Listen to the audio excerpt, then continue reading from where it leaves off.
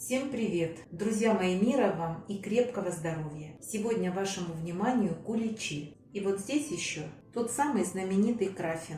Готовится очень легко. Тесто получается замечательное. Смотрите, вот такое сдобное тесто получается. А краффины вообще мечта. Смотрите, как слоится тесто.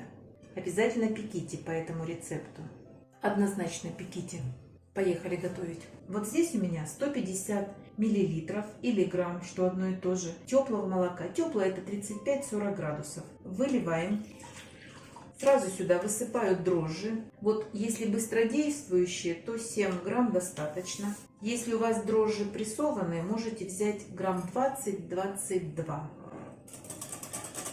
Насыпем столовую ложку, а можно 2 сахара и 2 столовые ложки муки. Можно и 3 добавить. Разбиваем венчиком, чтобы не было комочков. Закрою пищевой пленкой и подожду, пока опара поднимется. Таким образом мы проверим дрожжи на активность. Можно отставить здесь же на столе минут на 10-15. Друзья мои, вот здесь у меня 1 яйцо и 2 желтка, а 2 белка у меня в холодильнике, обязательно затянутые пищевой пленкой. Мы будем готовить глазурь на их основе. Взбиваем. Добавляю пол чайной ложки соли, где-то 5 грамм. Высыпаем сахар. Общее количество сахара у меня здесь было 130 грамм. Дальше добавляю 100 грамм растопленного сливочного масла. Именно растопленного. И 50 грамм сметаны. 2 ложки столовых. Все это необходимо размешать до полного растворения сахара. Добавляю 2 столовые ложки растительного масла. Друзья мои, у меня общее количество муки 550 грамм. 3 столовые ложки муки я добавила в опару. 3 столовые ложки полные я оставлю на столе. С ее помощью мы будем вымешивать тесто. Ванильный сахар высыпем в муку. Перекладываем сюда в основную массу. Друзья мои, когда готовите дрожжевое тесто, особенно куличи, сквозняков не должно быть и в момент замешивания, и когда будет подходить тесто. Имейте это в виду. И сейчас буду вводить муку и замешивать тесто. Несколько приемов. Вот так добавляю муку и вымешиваю. Перемешаю и еще добавлю так, и всю муку мы замесим в тесто. Выносим на стол, припыляем столешницу мукой и замешиваем тесто. По чуть-чуть подсыпайте муки. Еще немножко муки. Такое тесто обязательно надо вымешивать тщательно. Все. Я думаю, что этого достаточно. Растягиваю по столешнице. И вот здесь у меня 40 грамм цукатов и 80 грамм изюма. Хорошо промыла под горячей водой. Сразу же холодное охладила. Затем заливаю кипятком буквально на секунды. Сразу сливаю и на бумажное полотенце. Изюм и цукаты должны быть вот такими живыми. А если вы зальете изюм, он у вас постоит в горячей воде, он сварится, будет некрасивый. И заворачиваю. А теперь сейчас повымешиваю. И этого будет достаточно. Тесто будет подходить. И мы его еще не раз будем вымешивать. Я поставлю в кастрюльке. Немножечко смажу растительным маслом. Выкладываю тесто. Закрываю пищевой пленкой. Сделаю 2-3 прокола. Накрою салфеткой и в тепло. Приблизительно 1:40. 1:40 у меня стоит тесто. Посмотрите, как поднялось. Обязательно руки растительным маслом смазываем и обминаем. Закрываю пищевой пленкой и накрываю. Второй подъем у нас будет происходить в течение 30-40 минут. Еще 30 минут прошло. Посмотрите, какое тесто. Живое, дышит. Столешницу и руки растительным маслом и выкладываем нашу красоту. Обязательно надо обмять. Сразу формирую вот такой жгутик. У меня форма высота 10 сантиметров и диаметр 9. Это тесто я разделю на 4 части. Сформирую вот такой шарик и отправляю в форму. Формируем вот такой кружочек и опускаем. Друзья мои, а сейчас мы приготовим краффин. Это тот самый знаменитый кулич, который к пасхальному торжеству никакого отношения не имеет. Ну, может быть, где-то, но не у нас в России. Смотрите, краффины готовятся из такого же очень вкусного дрожжевого теста. А слоистость ему придает сливочное масло, которое надо взять размягченное, ни в коем случае не растопленное, и смазать им поверхность раскатанного теста. Как видите, в тесте у меня уже находятся цукаты и изюм, и поэтому нет необходимости сюда их внедрять. Смотрите, вот так заворачиваем. Что дальше делаем?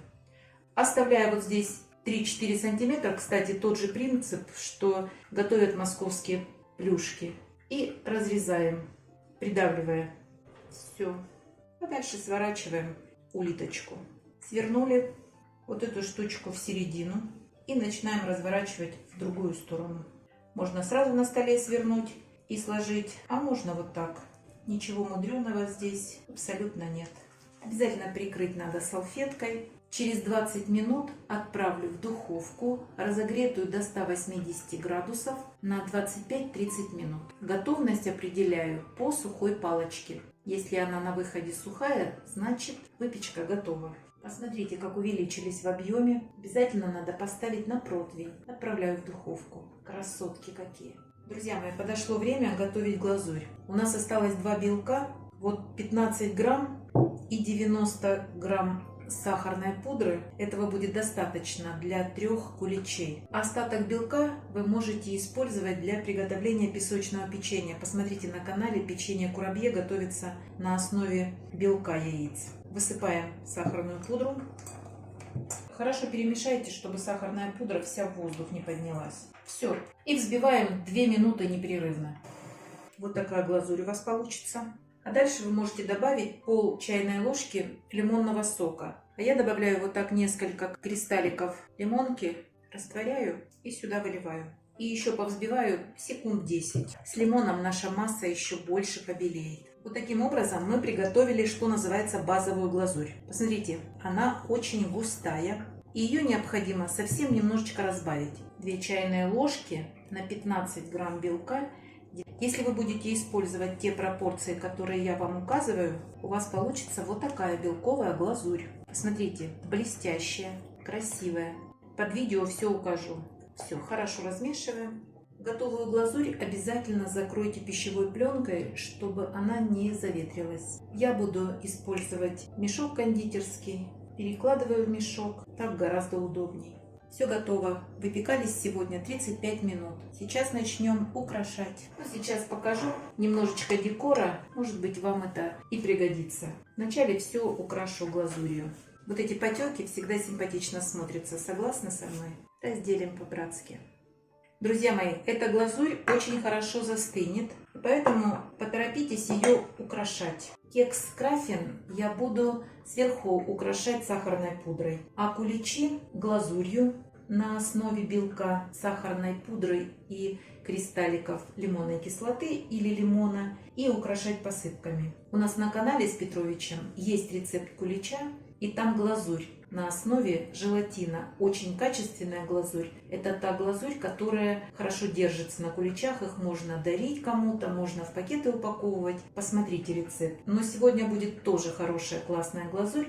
Друзья мои, вы понимаете, что Пасха еще не наступает, и поэтому это промежуточный вариант куличей. И я, конечно, буду перед Пасхой еще печь, и не в таком количестве. Так, хватит.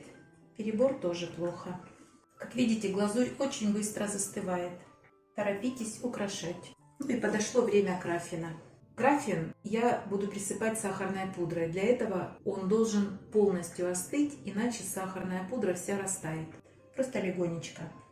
Думаю, что достаточно, чтобы видно было текстуру.